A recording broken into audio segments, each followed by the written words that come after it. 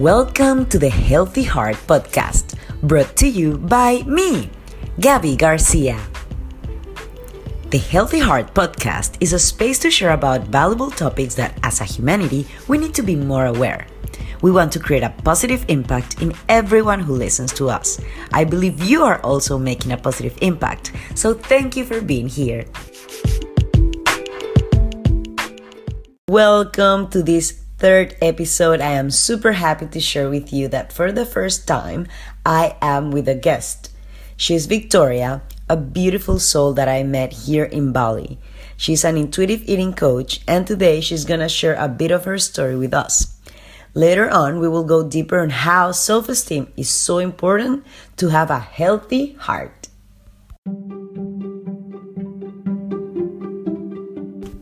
Let's get started. Welcome, Victoria. I'm super excited to have you here with us today. Thank you. I'm so excited to be here. Yay. First, I want to say that I believe that your story is amazing. This woman here ran 30 kilometers non-stop at 3 a.m. without previous training. And I would love to know why and how your self-image influenced on this action. Yeah, so it was pretty crazy. I was kind of in the absolute depths of an eating disorder. I was really struggling. I had a lot of food fear. I was filled with anxiety. And what had happened and why I was running at 3 a.m., 30 kilometers, is because I had woken up at 3 a.m. and I'd had a few extra handfuls of trail mix. I woke up in the middle of the night just starving. And this happened to me quite frequently because I wasn't eating enough food. And so I kind of just went into the kitchen, kind of half days. If you ever been to the bathroom in the middle of the night and you're kind of not really there, that was kind of what had happened. And I just started shoving trail mix into my mouth because my body was starving.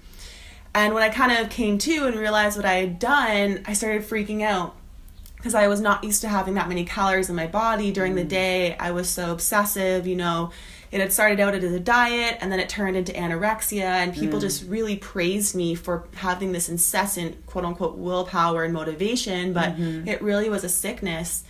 And so I was crying at 3 a.m., lying on the floor like in fetal position in my apartment in Montreal. And I knew I couldn't continue to lie there because I couldn't go back to sleep with those calories in my stomach. Again, I was not in my right mind.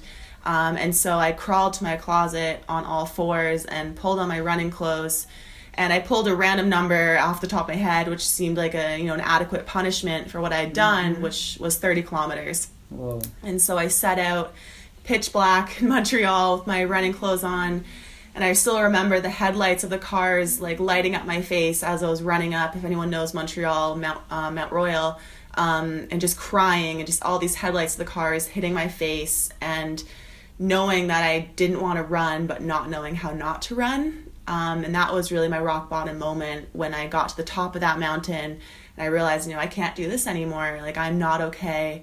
This eating disorder keeps convincing me there's going to be a low enough weight I'm going to hit and I can stop and be happy. And I kept hitting a new low weight and it still wasn't enough and I still wasn't happy.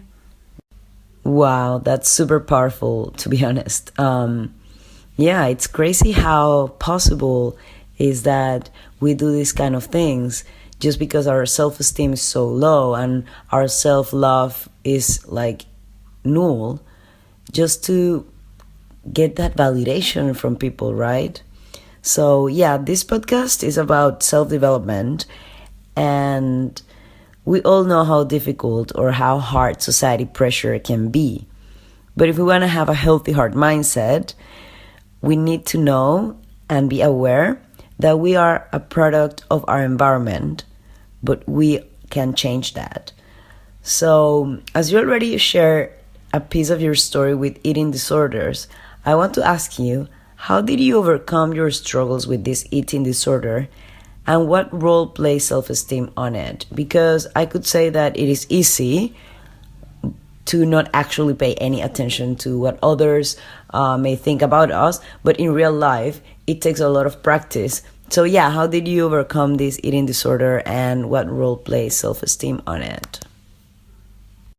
I love that you said we're a product of our environment, because so often there's a very blurred line between, again, having a lot of motivation and willpower and being really good at dieting and an eating disorder. And so for me, I'd been an athlete my whole life. And so when I lost weight really, really quickly, what was left underneath was shredded abs, really strong. I looked quote unquote very fit, but I was not eating. I was starving. Not healthy then. I was not healthy at all.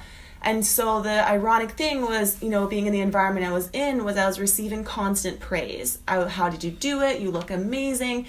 And, you're saying, how did you motivate yourself to run at 3 a.m.? My fuel, that power that got me going was those compliments. Those people telling me I looked beautiful. Yeah, exactly. You felt that you had to be like, okay, I have to run 30 kilometers because I need to prove people that I am fit, because I cannot be eating at 3 a.m. anything from the kitchen. Right. And my whole identity had gone from, when I was in a larger body, feeling like I was invisible. And then all of a sudden I shed a bunch of weight really quickly, and I was seen for the first time in my life. And so for me, I was terrified that if I gained any weight, I would go back to this old life of feeling invisible. Yeah. And so my environment really perpetuated this idea that I had to be thin, I had to be fit in order to be loved.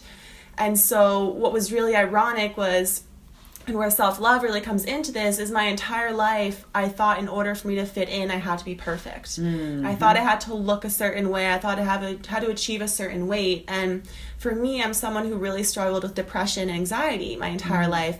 And so I was very unhappy. And in my mind, I thought it was because of my weight. And so I saw so many, magazines before and after, they're unhappy in the 4 pictures, and after they're happy. In my mind, I'd convinced myself that once I'd lost the weight, I would be happy. And so there I was, standing at the top of the mountain, after running 30 kilometers, at my lowest possible weight. My hair had fallen out. I had lost my period. I was just a disaster. And I was still suffering from depression. I was still not happy. Still not happy. Right? Yeah. And so for me, this really hit home when I had to understand that my happiness and fixing depression, all that, and connecting with people for the first time in my life doesn't come from being perfect.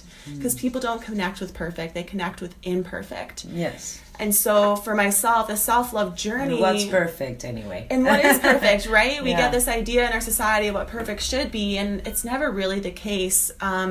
And so when I started to share with people my story, and I started to let other people in and really break down these walls of, I'm not perfect and I do need help, it was the first time in my life that I was actually able to connect with people, and then I found happiness in that connection. And so it had nothing to do with my body, and had everything to do with being vulnerable and being real and just reaching out and asking for help. And I thought that was a weakness, but it turns out it is absolutely the biggest strength. Correct. Yeah, I feel all your sharing is really, really inspiring, and I feel very grateful that you're here today telling us part of your story, because definitely there is no perfection, or we can say we are already perfect as we are.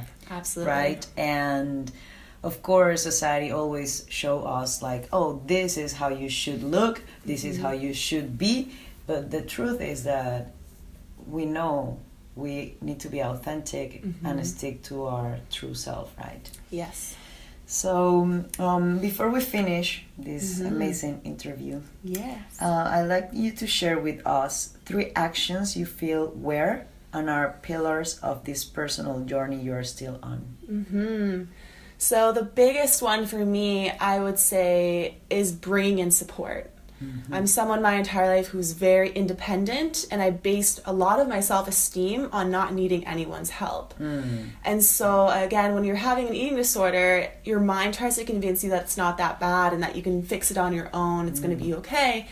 But again, you're not in your right mind, because an eating disorder is not an illness of the body, it's an illness of the mind. And so it'll try to convince you otherwise. And so for me, the really key moment came when I started to bring in other people. I thought it was a battle I had to fight on my own, but it wasn't.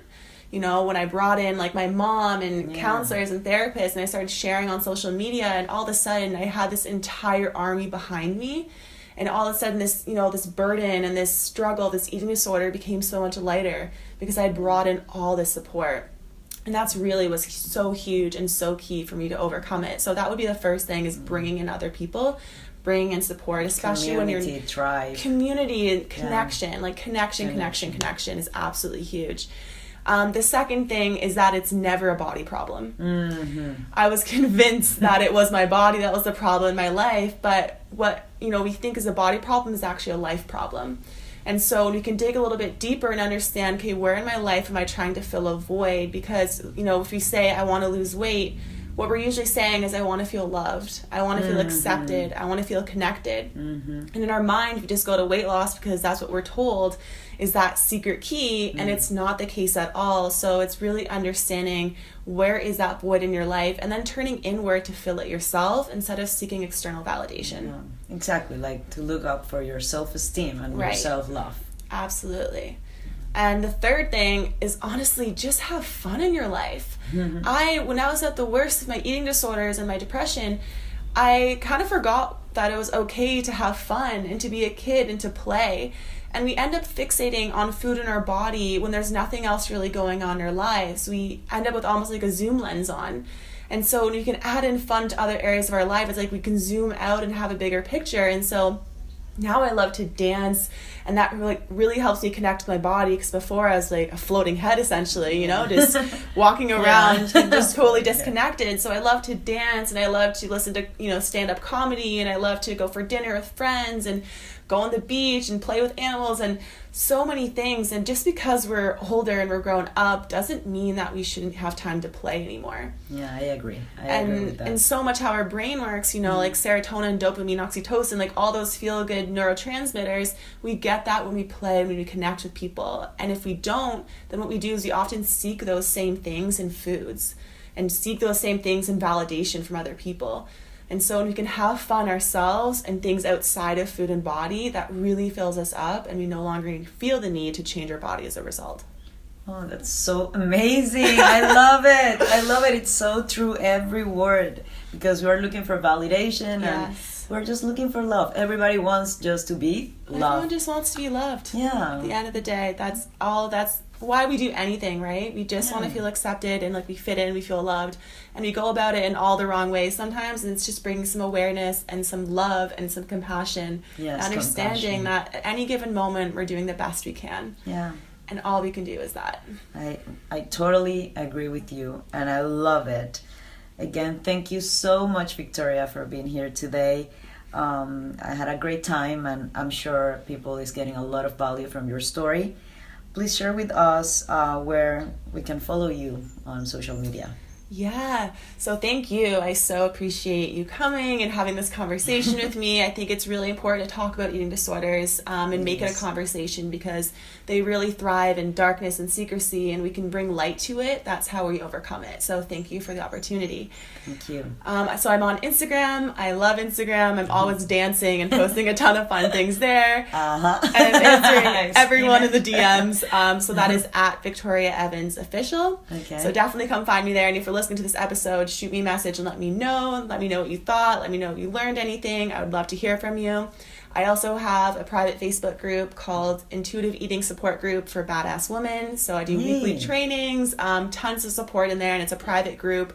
So for sure, check me out there. And also you can find me on my website, which is www.victoriaevansofficial.com.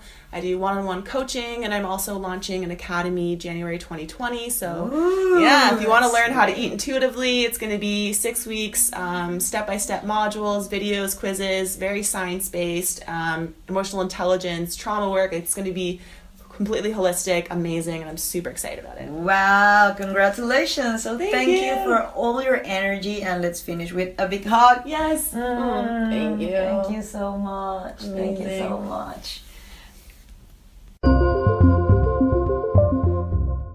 As a wrap up, I like to point out 3 things that really hit me from this podcast. The first one is, how can we be so judgmental by just what we see without actually knowing how people is feeling? She was sick, but people were still telling her, oh, you look so good, how do you do it? And that really made me think that I want to be more aware of my surroundings and see how can I help.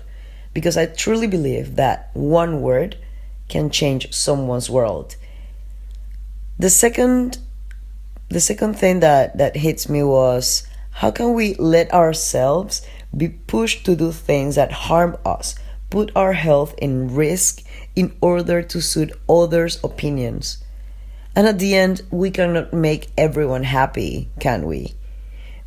Or everyone to like us. So I find very powerful and beautiful how Victoria overcame this. The last point is how by being fit, she thought she was going to be worthy of receiving love. How by looking for others' validation was going to make her feel happy. When at the same time, she wasn't validating herself, and that was a real struggle to deal with in the first place. The truth is, we are all worthy of love, and we all want to be loved and receive it. I really hope this podcast added as much value to you as it did to me, because I find really fascinating learning from others and to be able to support them in any possible way. So today I want to encourage you to love yourself, and instead of asking around, "Hey, how are you?" you ask, "Hey, how are you feeling today?" You can create more connections and deeper conversations and help someone just by modifying these tiny, tiny details. You can find more about us on www.don'tdiewondering.me and enjoy all the different services we offer there. Please feel free to press the link on the description below and make a donation to support keep receiving this valuable information. Thank you for joining us, and if you like this episode, please share it, because spread the love is what we love.